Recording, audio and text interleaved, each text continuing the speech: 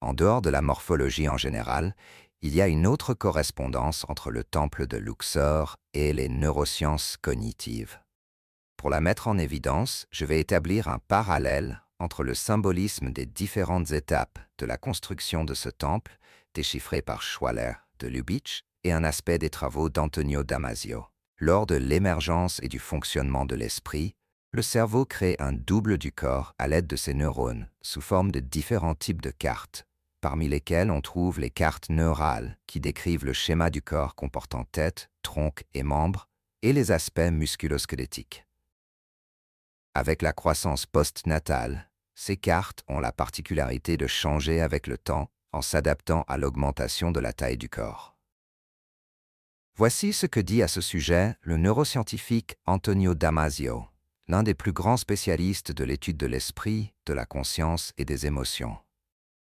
Les cartes maîtres de l'organisme décrivent un schéma moyen de tout le corps avec ses grands composants, la tête, le tronc et les membres. Les cartes maîtres de l'organisme changent radicalement pendant le développement parce qu'elles dépeignent le système musculosquelettique et ses mouvements.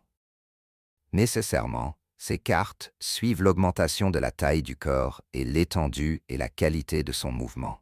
Elles ne peuvent évidemment être semblables chez un tout petit, un adolescent et un adulte, même si on peut trouver une sorte de stabilité temporaire.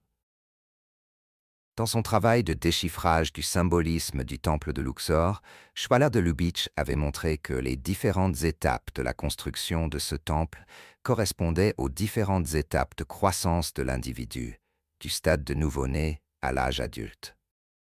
Et la question qui vient à l'esprit est la suivante. Est-ce que les différentes étapes de la construction de ce temple n'étaient tout simplement pas une prise en compte de l'adaptation au cours du temps des cartes neurales qui décrivent notre schéma du corps? Autrement dit, est-ce que le temple de Luxor n'était pas la matérialisation de ce que créent les cartes neurales qui décrivent notre schéma du corps?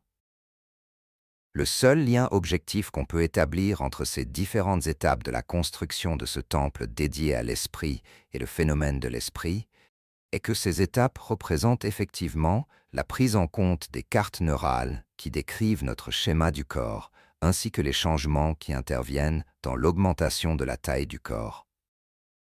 Puisque d'après Antonio Damasio, ces cartes ne peuvent pas être les mêmes chez un tout petit, un adolescent et un adulte.